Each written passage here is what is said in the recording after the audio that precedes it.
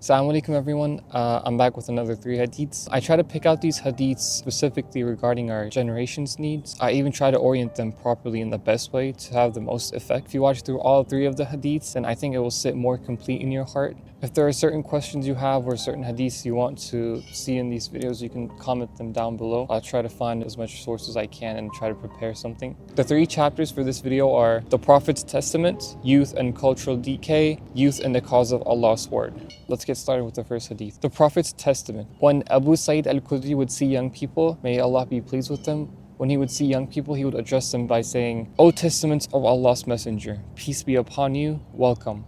The Messenger of Allah advised us to make room for you in our gatherings and meetings, and to narrate hadiths to you. For you are our successors and those who will come after us to serve and preserve the hadith." What is entrusted as a testament is usually something of very importance and value and must be cared for and preserved. So just by looking at this hadith, we can tell how much our Prophet ﷺ valued youth and the young people around him. And if we look at his life, we can see how much more he valued and cared for the youth around him. There are many examples from the young companions, which I will talk about later in the video, that shows how much he cared for their development and growth. I mean, if we think about it, it makes sense too. The youth are the future of any nation. So a nation that's invested in their youth with their education by helping them grow, develop, can face the future with confidence. An important aspect of the hadith is its emphasis on educating the youth in knowledge, encouraging them not just to pursue hadith, but knowledge in all areas. A key trait of the ideal youth is someone with knowledge, someone with courage, someone with experience, someone that knows their history, someone that's able to take steps with confidence, relying on their elders as we talked in the previous video. This is especially true in today's world, where information rules. Nations that lack knowledge can easily become powerless in the hands of those that have it. So we can easily say education is very important, and especially for us, the youth. Another important thing worth pointing out from this hadith is that the Prophet ﷺ entrusted the youth with his companion, whom he praised by saying, "My companions are like stars. Whichever of them you follow, you will be guided." We have to recognize being entrusted with such noble figures and put in our best effort to live up to it, inshallah.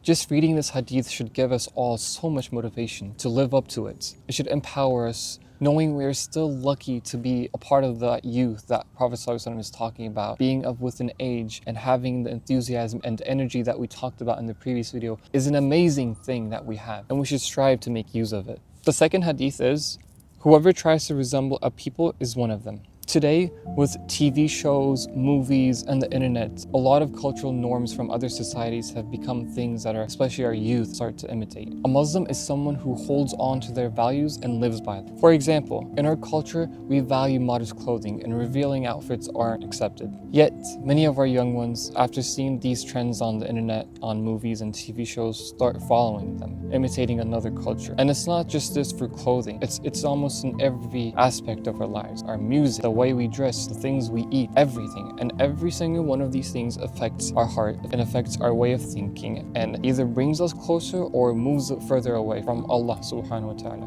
Another example is how we celebrate holidays. We celebrate holidays like Eid. We don't celebrate Halloween. We don't celebrate Christmas. Yet you'll see, maybe even if it's not everyone, you'll see in some families, even if they don't celebrate Christmas, they put up lights, they put up a tree. Even if they don't celebrate Halloween, they go trick-or-treating with their kids. It's a fun activity. Now, I'm not the one to ask if this is right or wrong, but these things are from another culture. And looking at my point of how we're following other cultures and walking away from our own culture, our own beliefs, it makes a point. I mean, how else can we explain these except for trying to fit into another culture? If you're trying to fit into another culture, that means you weren't able to accept your own culture. You weren't able to accept your own beliefs. You're walking away from them. You need to refresh your beliefs, you need to refresh your understanding of certain things and start walking in the right direction, in the path you were. These might seem like small things, but small things add up, and each of these small things take us away from our path. Now, there's an important term that we should focus in the hadith, and that's tashabbuh, which means trying to forcefully imitate another society. If someone wants to live like others, it's just not possible unless they're forcing, or if they're spending too much time with that thing. Trying so hard to imitate something else leads to moral decay and detachment from your own values. Looking at this from a broader perspective, one example that I think will be easier for my young friends to understand is music. Look at the music we're listening. Okay, not everyone's the same. Everyone should take this personally for themselves and judge themselves. I look at my very close circle and some of my friends, and I can easily see that the music they listen to is changing the way they're talking, the way they're acting. It affects everything. Everything you take in from your ears, from your eyes, from your mouth affects your heart. So the music you listen to, the things you look, the things you eat affect your heart, affect your belief, affect your faith. So I'm talking to you guys. Look at the music most of our young generation's listening to right now. Look at the things they're eating, unhealthy. Unfortunately, there are so many haram things on the internet that come across us, even if we're not looking for them. There's so much haram, so much negativity going into us. This affects us. We have to be careful. We have to find ways to prevent these. We have to be more thoughtful, more decisive in choosing what we will take in. And we also have to counteract these things. If there's so much negativity and haram around you, and there's nothing you can't do, there's another hadith from our Prophet ﷺ. He says, stop something with your hand. If you can't stop it with your hand, stop it with your mouth. If you can't stop it with your mouth, then accept that it's false within your heart. So first step of everything, acknowledge this negativity, acknowledge that we're moving away from the right path. Try to do more ibadah, try to read more, try to watch more videos like this to help you to regain the proper knowledge and ideas. Let's talk about the third hadith. Youth and the cause of Allah's word. After the Prophet, peace and blessings be upon him, migrated, and after the companions who had gone to Abyssinia returned, he sent 2 divisions of armies towards the Arab disbelievers in Kalb, Bukin, Ghassan, and Sham. One of these divisions was led by Abu Ubaidah bin Jarrah.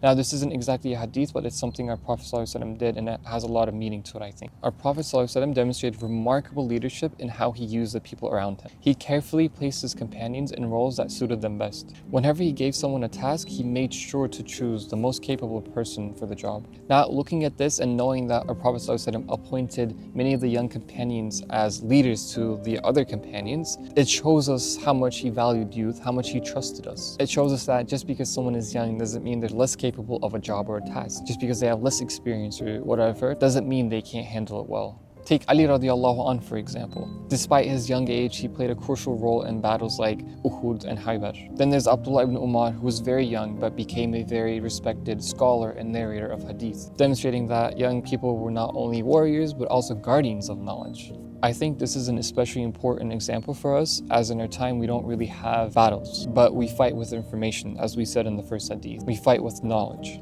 Then there's Zayd ibn Haritha, who was appointed by the Prophet ﷺ as the commander of the Muslim army during the Battle of Mu'tah, also proving that youth were trusted with important leadership roles as well. If we look at the first hadith and these examples, we can see how much our Prophet ﷺ valued the youth and how much of the companions around him were also young. He gave them so many important roles. He encouraged them to take roles. He encouraged them to work more. We should take these examples for ourselves, because our Prophet not only spoke to the companions around him when he spoke, but he spoke to all of his ummah. He spoke to you, he spoke to me. So as a youth, I will take this for myself and I will try to improve myself. You should take this for yourself and try to improve yourself in ways that we talked about. These were the 3 hadiths I wanted to talk about. I hope you were able to learn something new. I hope you felt something in your heart. And inshallah, I hope that we will better ourselves. And if you're one of my younger brothers or sisters, I hope that we can do more for our religion together. Assalamu alaikum.